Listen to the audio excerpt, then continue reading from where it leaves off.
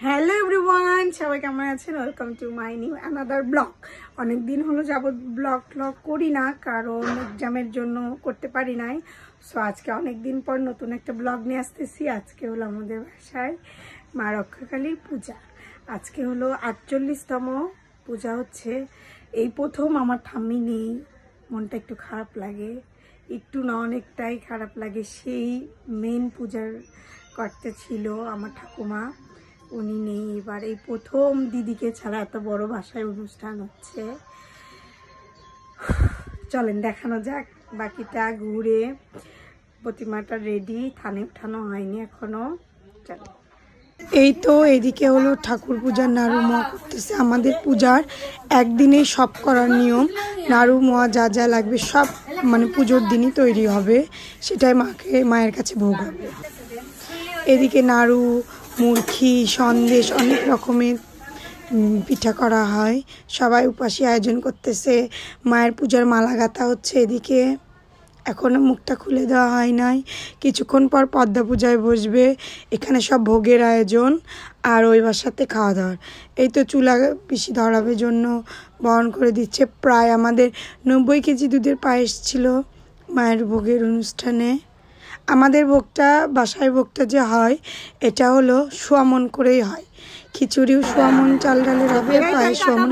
তারপরে অনেকের মানত থাকে, দিয়ে বেশি হয়ে যায়। এই যে ঠাকুরের কৃপায় আমাদের যে এত ফুল আসছিল পূজার দিন বাসায়। এই যে আমাদের পূজার ডেকোরেশন, এটা মেন গেট। এবার মায়ের পূজাটা না অনেক ধুমধাম করে হয়েছে, অনেক সুন্দরভাবে। মা এবার 2 বছর পর বাসায় এলো, তো পুরো বাসায় যেরকম সাজিয়ে এসেছে ঠিক সেরকম মা সেই রূপ নিয়ে সেজে এসেছে। চলেন দেখাই তো। মায়ের মালাটা রেডি, অনেক জমা দিয়ে মালাটা গাঁথা হয়েছে। ওই কাকি করেছে। এইদিকে বৌদি ইন্ডিয়া থেকে ঘন্টা এনেছে, বাইরে লাগানোর ট্রাই করতেছে। তারপর মাকে শাখা টাকা আরও যারা দিল পরানো হয়েছে। এটা মায়ের আসন, তাকে নতুন করে সাজিয়েছে, কি সুন্দরই না লাগছে। আমাদের মা এবার নীল বেনারসিতে রেডি হয়ে নিয়েছে, দারুণ লাগতেছিল। মানে সব কিছু যে এত সুন্দরভাবে হয়েছে বলার বাইরে। মা অনেক সেজেছে, পুরোই গর্জিয়াস। এটা হলো আমাদের মা। বাড়িতে থাকলে কি শান্তি যে লাগে বলে বোঝানো যাবে না। এই যে দুধটা ফার্স্টে জাল দিয়ে রেখে দিল, পরে রান্না করবে, কারণ সারা রাতে পূজা হবে তো এত আগে রান্না করবে না, একটু পরে। সকাল থেকে আয়োজন শুরু। তারপরে যে ঢাক আসলো, ঢাকটা এখন বরণ করে নিবে পিসি। তারপরে হলো পুজোতে বসবে পদ্মা পূজা। আমাদের মায়ের পূজার আগে পদ্মা পূজা হয়। পদ্মা পূজা হওয়ার পরে রাতে মায়ের পূজা।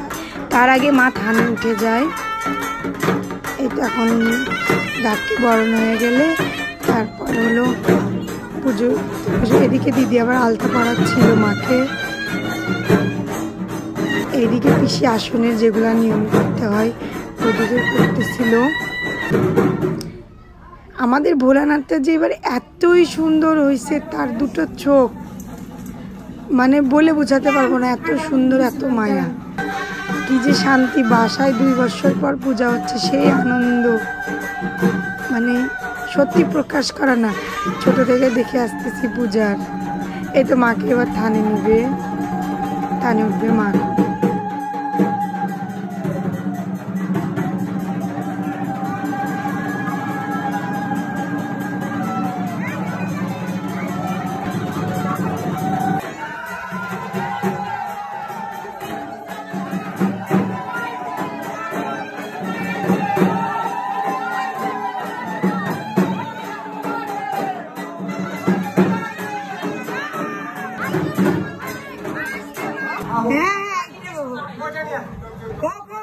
এখন পদ্মা পূজার আয়োজন। এই যে ভোলানাথে চান করানো হচ্ছে।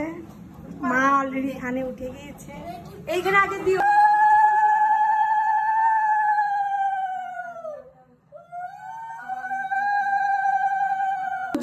পদ্মা পূজার সব জোগাড় হচ্ছে এখন। পদ্মা পূজা মাকে থানে ওঠার পর যে আরো এত সুন্দর লাগতেছে।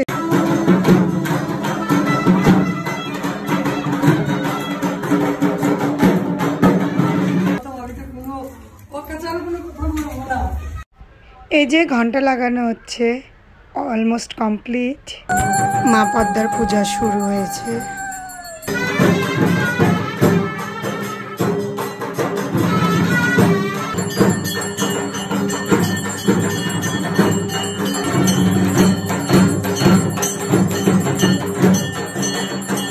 ভিডিওটা আর বড় করলাম না, এখানেই ছেড়ে দিচ্ছি। আজকে পদ্মা পূজা পর্যন্ত এই ব্লগটা করলাম, কারণ অনেক বড় হয়ে যাবে ভিডিওটা মায়ের পূজাটা দেখাতে গেলে।